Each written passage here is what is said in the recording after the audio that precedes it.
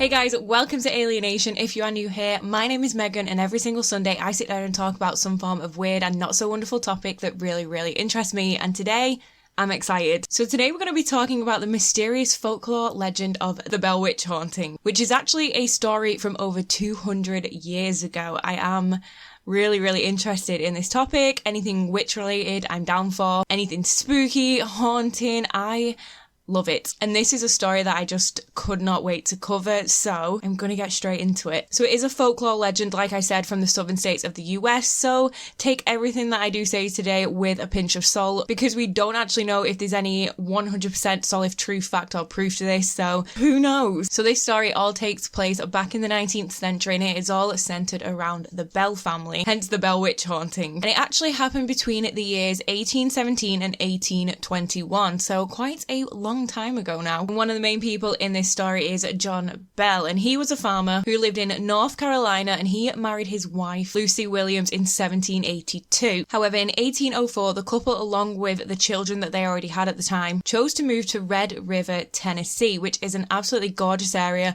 There is a very low population. I think there's only like 600 people that live there today, but I could be very wrong. But it is not very populated, so it's nice and peaceful, nice and quiet, and it has actually been renamed now to Adams, Tennessee, I believe. I think it's in Robertson County, but again, I could be completely wrong. Geography is not my strong suit. I'm unsure if this is true, but I did find while researching this story that they weren't the only people to do this move. Apparently there was quite a few families that did this move with them, but regardless, they did move to Tennessee. Altogether, the couple had 9 children, which seems quite a large number, but back then families were a lot bigger, they tended to have more children, so it was quite normal for them to have that many children. So they had Jesse Egbert, Benjamin, Drury, John Jr., Esther, Zadok, Elizabeth, Richard Williams, and Joel Egbert, and they were all born between 1790 and 1813. So when the couple did move to Tennessee, they had a lot of land. They had over 300 acres of land, and if you don't know, land is money and land is power. The family did have a very large house. It was kind of like a wooden cabin, so the family did have plenty of room, and over the years John ended up acquiring even more land. So I think they ended up with about 328 acres altogether, which is a huge amount of land. So the family were really happy. They were doing very well there. Red River clearly was their calling. So the Bells actually had a neighbouring family known as the Batz family, and Frederick was kind of the main man of the house, I say in air quotations. But sadly, Frederick ended up getting injured during an accident which left him completely unable to work, and his family relied on him as the main source of income for that family. And with him being out of work, where were they going to get their money from? So his wife, Kate, had to pretty much take over and step into his shoes. She had to do all the business dealings that he would usually do, all the manual labour, anything that the whole man, again I say in air quotations, of the house would usually be responsible for. So this made Kate pretty strong and very stubborn. So sadly, she wasn't very well liked within the community. This wasn't the norm for women back then. It was kind of frowned upon for the women to be doing all the heavy lifting and things like that. So not many people liked Kate or her family. Like I said, the family were struggling, so Frederick and Kate did decide to sell off some of their land just to try and, I don't know, help out a little bit. Clearly they couldn't cover all these grounds and work all the different fields and land and everything with Frederick not being able to work, so they decided to sell it off. And guess who bought it? Good old John, that's right. So the Bell family actually ended up buying a bunch of land from the Bat family. But Kate was furious over this because she knew that the land was worth a lot more than what the Bell family paid. And she believed that the Bell family were just taking advantage of her family's situation, and she felt cheated, she felt ripped off, and she vowed to haunt John Bell and his family forever. Clearly the land meant a lot to her. So either way, jumping back to the Bell family, everyone was really happy, they were doing really well, finances weren't an issue. However, when the summer of 1817 rolled around, everything changed for the family. So one day John was out doing his little farmer thing. I think he was tending to some of his cornfields, and while he was there, he saw a creature that was just not of this earth. What he saw was a huge animal-like creature. It had the body of a dog and a head of a rabbit, and it was covered in a thick black coat of fur. That must have been terrifying to witness. It really gives me Skinwalker vibes, and Skinwalker stories and just Skinwalkers in general knock me sick. So John, like a lot of humans, thought that his best idea would be to get out his gun and shoot it. I don't know why people instantly think gun, shoot. That's the only option, but he did. And he shot at it multiple times, and he didn't miss either. Weirdly enough, the animal didn't cower, it didn't flinch, even though it was shot at least 3 times. So when John approached where this animal was to see if it was dead, he realised it had just vanished into thin air, and there was no sign of it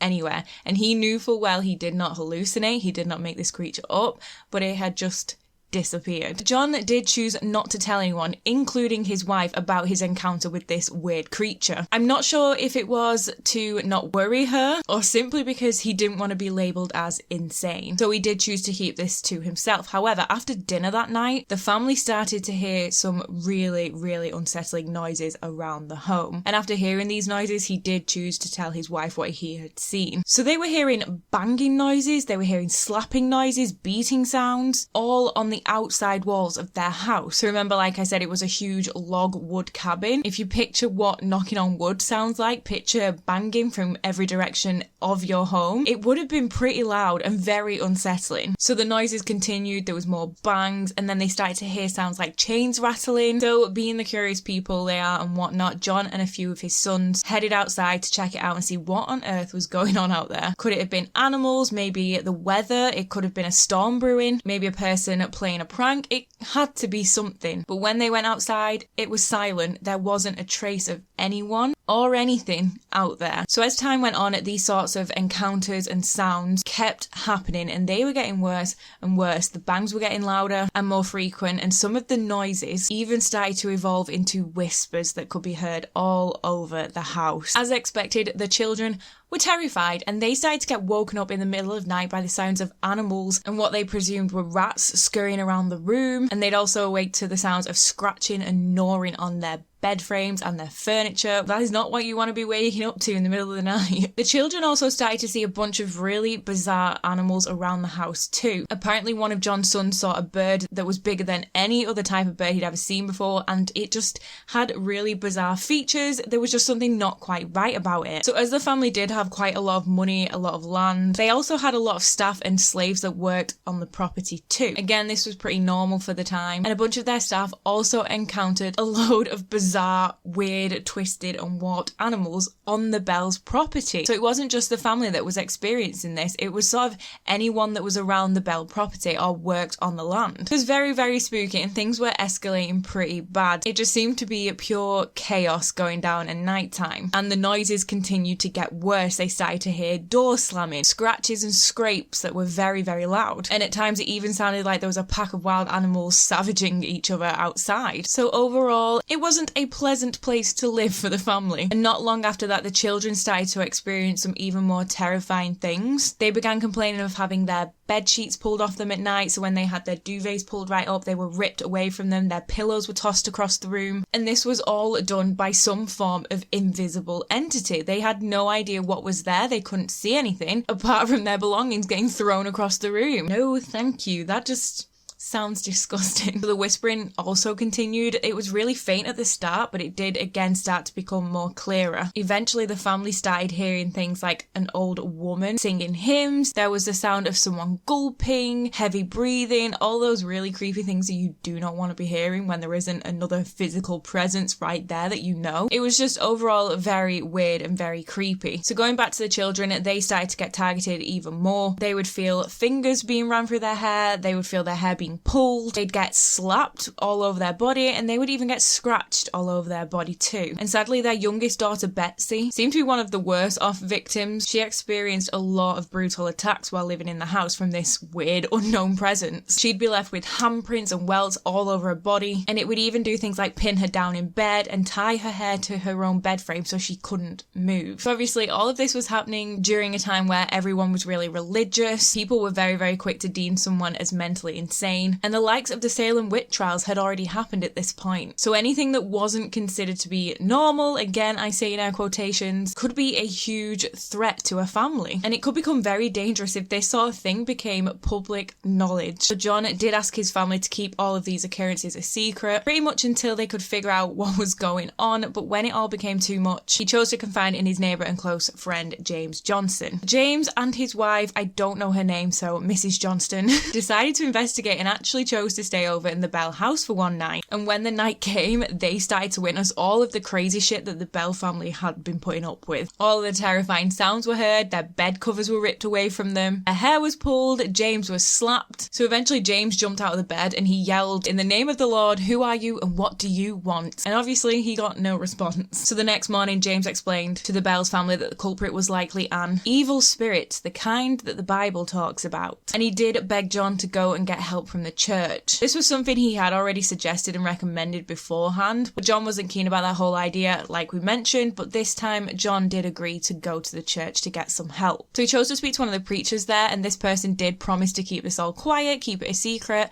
However, we all know gossip and news spreads like wildfire in small towns, so soon everyone was talking about the Bell family. The news actually spread as far as Nashville, and soon a whole bunch of people were showing up to try and witness all these bizarre happenings that the Bell family were encountering. However, this only seemed to piss off this weird entity even more, and it just made things escalate even further. So in 1819, Major General Andrew Jackson, who actually went on to become the 7th President of the United States, little fact for you there. Well, he heard about all this that was going down and he too wanted to go and investigate and check it out. So Andrew, along with his little entourage of other men, headed towards the Bell property. They had this really large horse-drawn wagon, and out of nowhere, it came to a sudden stop. It just wouldn't move. So at first they thought it had been stuck in the mud, so they obviously checked all the wheels to see if they could get it out, and then they realised it was actually fine. It wasn't stuck in any mud, but the wheels had just suddenly stopped working. It made no sense. They couldn't figure out why, because there was nothing actually wrong with the wheels.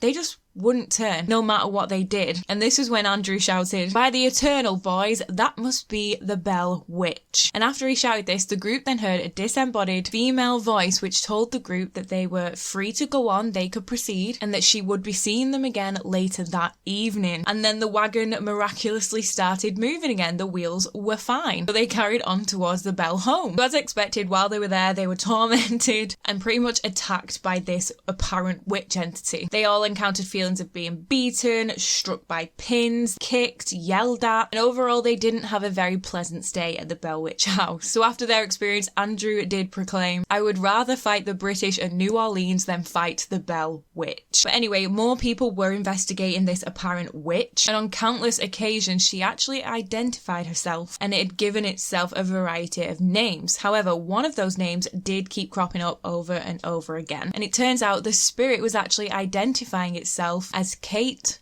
Batz. So remember Kate? She was the neighbour I mentioned a short while ago. She'd been like a bit shunned in society, and she'd also had beef with the Bells. Apparently, this spirit was linked to her. So soon, rumours started to spread all around the church and the community that Kate was actually really interested in witchcraft. And everyone started to say that God had basically punished her by paralysing her husband, and that their financial struggles were also part of her punishment. All because she wasn't this devout Christian that she claimed to be, and instead she was practising witchcraft. So John too started to believe all this, and he was under the impression that she was the one who had cursed his family or had set a demon on them as some form of revenge, but Kate denied all of it. So this spirit, the entity, this witch presence, continued to torture the family, and it eventually made its intentions known. It wanted to kill John Bell. It had decided he was a bad man and he needed to die. And after it had made these intentions clear, John's health started to deteriorate. So it all started with twitching in his face and then would escalate from there. So for almost a year, he had really bad difficulty swallowing. So his entire throat was swollen, his tongue was swollen, he struggled eating, he couldn't breathe properly, he couldn't drink anything, he started having seizures. By the autumn of 1820, John was completely confined to his own home. Whenever he would get up and try to walk, this witch would remove his shoes. Whenever he was having seizures, it would slap him in the face and physically attack him. She would scream, she would shout, she would curse, and she would chant Old Jack Bell at him, which was the nickname that she had given John. So overall, she was just taunting him and sending him to his grave. And on December 20th, 1820, after slipping into a coma a day earlier, John did pass away at the age of 70. So there are some reports that John Bell Jr. actually found a bizarre bottle next to his father's bed, which he was led to believe was poison. It was a strange coloured substance, and when he smelt his father's breath, he could smell a really foul odour coming from him, so he just presumed he'd been poisoned somehow. I'm pretty sure they did end up testing the poison bottle by putting a tiny bit on a cat's tongue, which then killed the cat, so they were like, yeah, this is clearly what has happened to John as well. Regardless of what the witch actually thought, or this entity thought, John was actually a very well liked and respected person, so his funeral was one of the biggest ones that was ever held in Robertson County. A whole bunch of people did show up, and apparently it was a really nice funeral. As nice as they can be, you know? A good celebration of his life. However, as soon as everyone was leaving the graveyard, the Bell Witch entity appeared. Not visibly, but you could hear her. And she was heard singing a bunch of mocking songs. But as soon as everyone had left the graveyard, the singing stopped. So after John's passing, the Bell Witch pretty much disappeared. It was thought that she had completely fulfilled her purpose of killing John and that she no longer needed to hang around. However, this wasn't quite the case. The Bell Witch entity did hang around for a short while after this, and the witch's new target was the youngest Bell daughter, Betsy. So remember, she was the one that always had like the worst attacks when she was younger. Betsy wanted to marry Joshua Gardner. They were really, really fond of each other, and after receiving the family's blessing, they did get engaged, and everyone was very, very happy about this. But the witch entity was not happy about this. It was furious, and it would constantly demand that they didn't marry. It would constantly be winding Betsy up, telling her not to get married, slapping her, just like she does. And sadly, this continuous torment tactic worked. And on Easter Monday of 1821, Betsy went and met up with Joshua, her fiance, at the river and broke off her engagement, which is so sad, this poor family. However, jumping ahead a little bit to April 1821, so not long after Betsy had broken off her engagement, the witch actually visited John's widow wife Lucy, so the mum of the family, and the witch told her it was leaving, but that it would return in 7 years. It's such a needy entity, isn't it? So I'm just letting you know, I'm heading out. Don't you forget about me. I'll come back. 7 years. Come back. Bye. But as promised, in 1828, the bitch returned. So they managed to get 7 years of peace. But this next encounter I find very weird, and it sort of stands out a little bit in this story. But this time, this witch entity chose to focus its time and energy on John Bell Jr. But instead of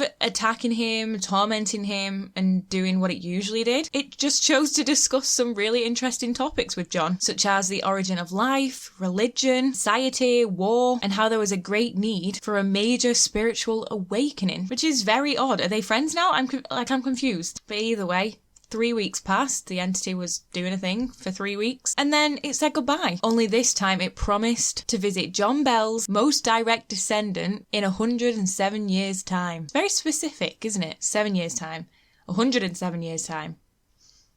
No idea what any of it means. But either way, so 107 years in the future would make it 1935. However, the year before this, so 1934, the Bell family's descendant was the, I can't say this word, physician.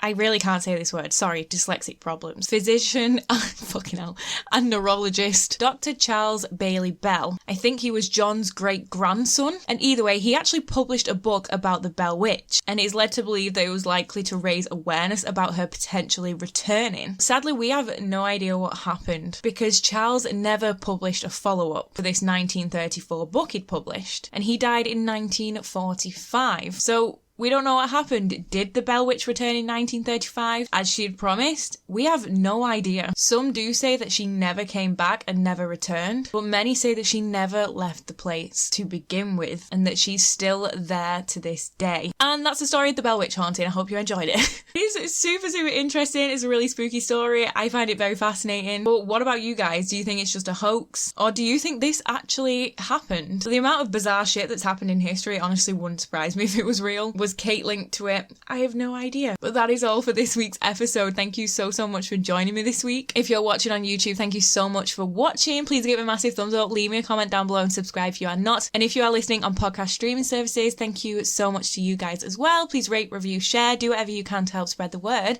And I will catch you next week. Bye!